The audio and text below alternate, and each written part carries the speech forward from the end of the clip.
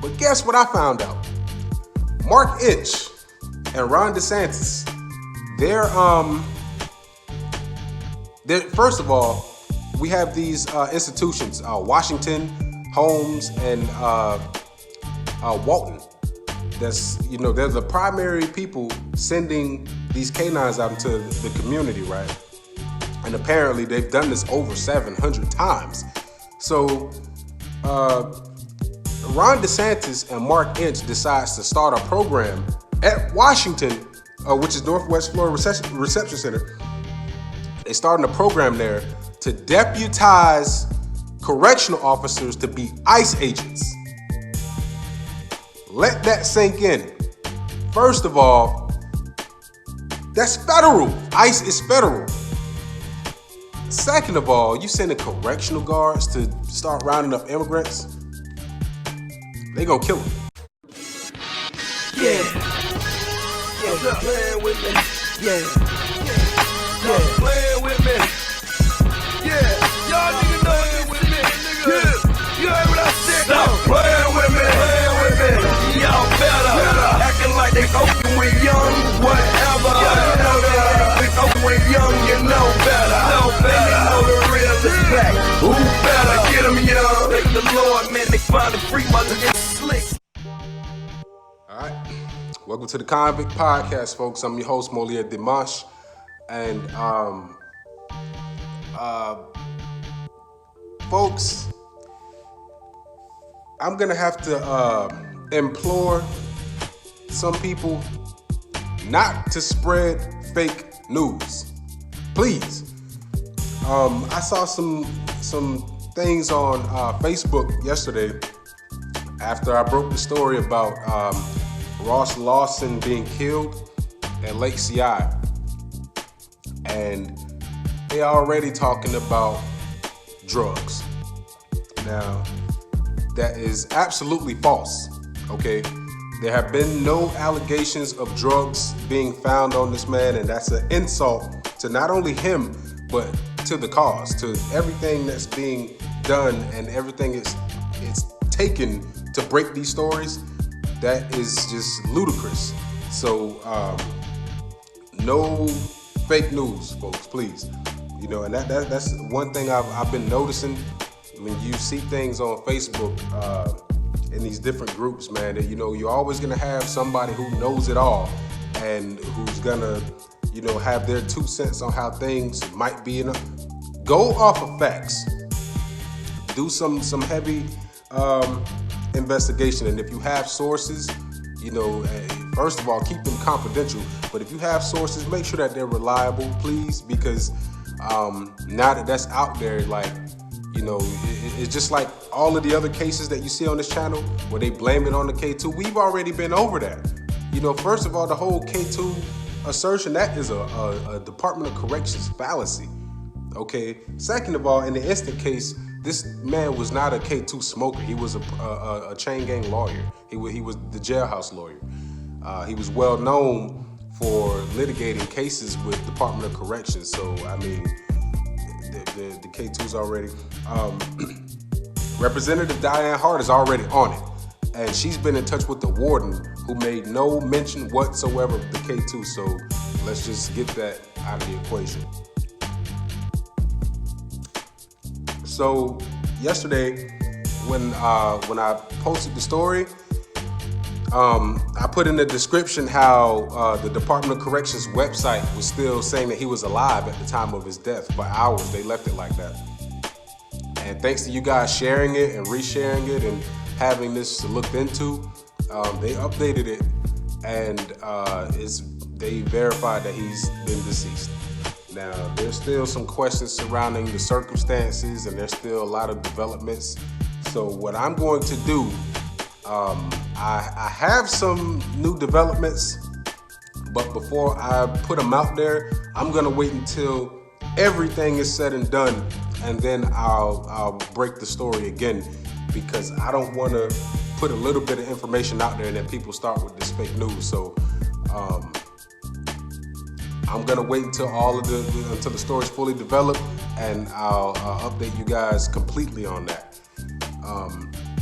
So if you saw the exclusive segment I did on the Old Boy Network Exposed, I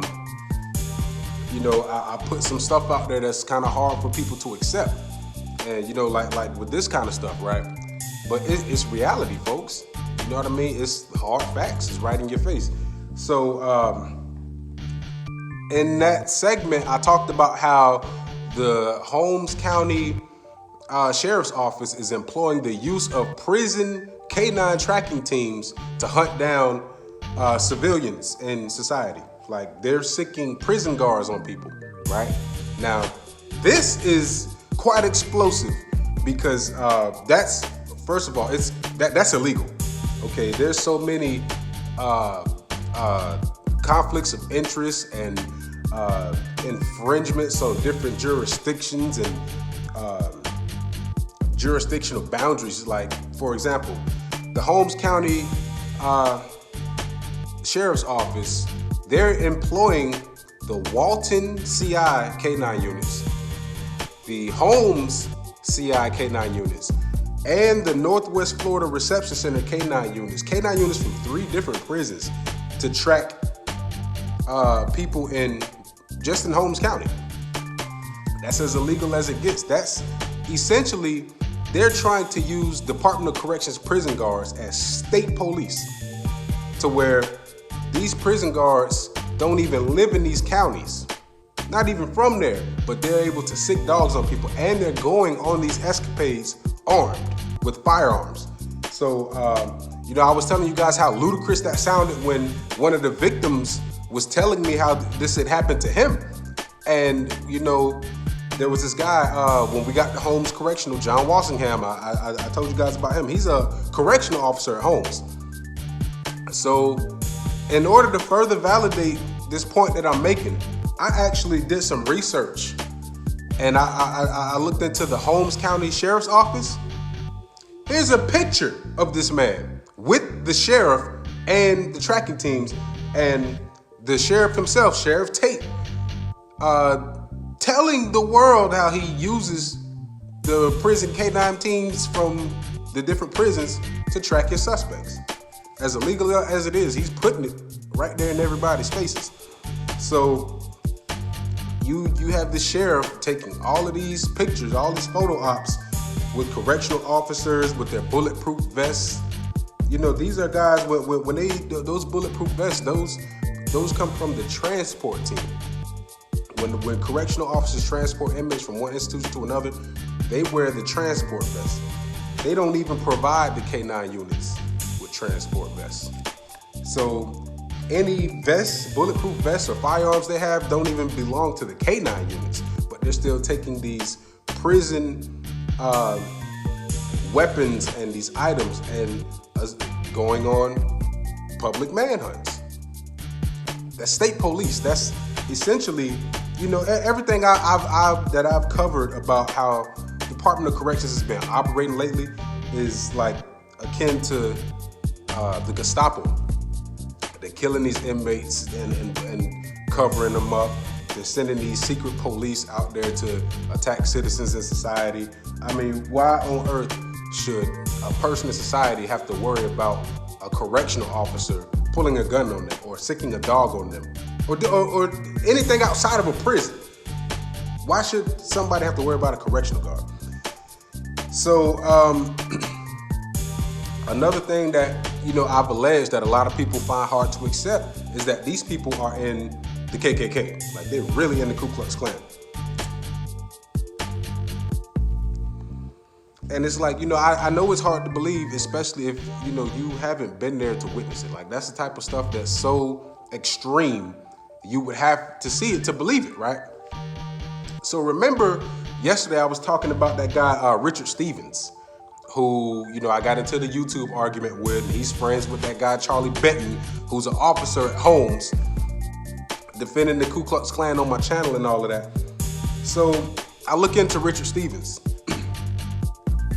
and I find out he's an EMS at the Holmes Fire Rescue, right? And, I just found it so strange. It's like he knows melting gas. who's down in Lake County. He knows this guy all the way from Bonifay. Like, that's a long way to be, fraternizing with people. So I'm like, man, the only way they can know each other is if there's some type of brotherhood or fraternity or the KKK, right? So looking into this dude, can you believe he's the supervisor for the Holmes County Fire Rescue, right? Tell me why they've transformed the fire department cross into the Iron Cross from Nazi Germany. The Iron Cross. I mean, it's one thing, you always see the fire trucks with the you can call them crosses, but they're more like they look like 4-leaf clovers. They're the only fire department who actually have the Iron Cross on the fire truck. What's worse, the cross is on fire. It's a burning cross on the fire truck. And to make it even more severe, you remember how the Iron Crosses, the medals that they gave to the soldiers, I know they showed you guys this stuff in social studies. The Iron Crosses that they awarded to the best Nazi soldiers had the swords behind them. Why does that look the same as the Holmes County's? It's the same cross that's on their fire truck. It's an Iron Cross, first of all. You have the axe and whatever supposed to mimic the Nazi swords, and then the cross is on fire. You look up any cross belonging to any fire department, you're not gonna see an Iron Cross. That's the Klan, that's the KKK, that's neo-Nazi, period. Why would that be on a government vehicle? The only explanation is that they're letting you know they're the KKK. And this stretches from the correctional department, who's in league with the sheriff's office, all the way to the EMS. If you call 911, it's the KKK taking you to the hospital. As absurd as that sounds, there's an Iron Cross on a vehicle, an emergency vehicle, taking you to the hospital. Think about that. So, this guy, Richard Stephen, it was funny because back when I was, in contact with that representative, Escamani, in her office, I explained to them that, me and this dude had a YouTube spat. And he promised me that, this wasn't over. Like there was going to be some retribution about Milton Gas and his comrades going to jail. And boom, Ross Lawson's dead. You know what I mean? It's like, wow, if these damn politicians, if they actually work, we could avoid things like this. You know what I mean? Like they don't do nothing, man. But, the key is litigation. You have to get these people in courts. And that's the biggest thing. Like a lot of people don't know how to litigate things. They think we need lawyers. We don't need politicians. We don't need lawyers. We don't need none of that crap. However, contrary to popular belief in the United States of America, justice is sold. It costs money. Litigation costs a lot of money. Even if you're not paying for a lawyer, you got to pay them filing fees, and it can rack up.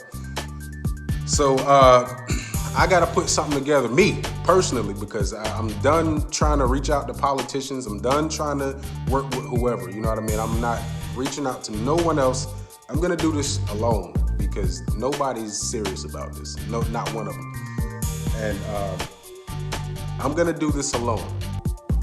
And I may need you guys to assist me with this. However, I finalize my plan. But I'll personally litigate all of this stuff. I mean, remember, I'm the only person to ever prosecute correctional officers. It was fun. I'm the one that did it. And I did a fantastic job. And, I've achieved case law. So I have the credentials to be a lawyer, just ain't passed the bar. But you don't need to pass the bar to litigate nothing. That's what pro se means. As long as you know what you know, you know what you know. And that's why, we have the jury selection process. That's the three branches of the government, folks. We have the executive branch, the legislative branch, and the judicial branch. The executive branch is causing the problems. That's where the Department of Corrections falls under. The legislative branch is asleep. So the only other remedy is the judges, man. I mean, if we can't rely on the judges, we're doomed. They're they're trying to do this cold rebirth of this neo-Nazi era, and they're doing it on the low, and they're trying to preserve it in the Department of Corrections. And now it's getting bad. It's getting real bad because now we have to worry about correctional guards sicking canines on us here in society. And what's worse, let me tell you something else. Mark Inch. I did some research into Mark Inch, and he's probably going to be the worst secretary we've had in the Department of Corrections. I didn't want to speak on him until I knew more about him. But guess what I found out? Mark Inch and Ron DeSantis, they're first of all, we have these institutions, Washington, Holmes, and Walton. That's, they're the primary people sending these canines out into the community, right? And apparently they've done this over 700 times. So Ron DeSantis and Mark Inch decides to start a program at Washington, which is Northwest Florida Reception Center. They're starting a program there to deputize correctional officers to be ICE agents. Let that sink in. First of all, that's federal. ICE is federal. Second of all, you sending correctional guards to start rounding up immigrants, they gonna kill them. Period. I mean, it's like, wow, like the correctional officers are the new Gestapo. Nobody knows about this. Like, first of all, why should we ever see a correctional guard in public and have to be concerned with? They should, when we see them in public, they should be on their way home or on their way to work. There's no authority outside of the prison. But guess what? They can chase you down in the manhunt. They can shoot you.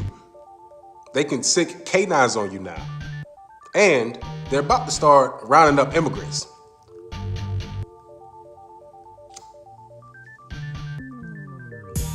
Outrageous. And this is at the fault of Ron DeSantis and the new secretary. So, and I was wondering, if this guy, Mark Inch, used to be the secretary for if he used to be over the Federal Bureau of Prisons, what happened? How the hell you bump heads with Donald Trump?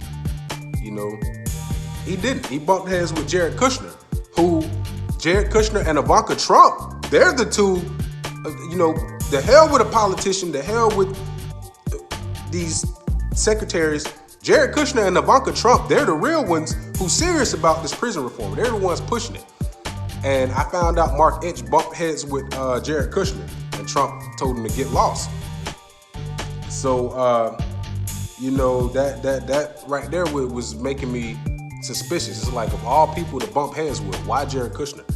He ain't trying to build no new prisons or none of that. He's the one pushing for prison reform. That's his MO. And you bumped heads with him. So, there's no surprise Trump got rid of him, and now we stuck with him, and he's turning the correctional guards into the state police. Probably presented that to Trump, and Trump wasn't having it. So, it's just, this stuff is insanity at its finest, folks. But that's the breaking news. Verification of what I presented in the Old Boy Network Exposed segment. And, this guy, Richard Stevens, who's a supervisor of the EMS, has the Iron Cross on the fire trucks. Just outright displaying to everybody, a burning cross at that Holmes is the KKK. And notice in the middle of that cross, it says Bonifay. You convinced yet?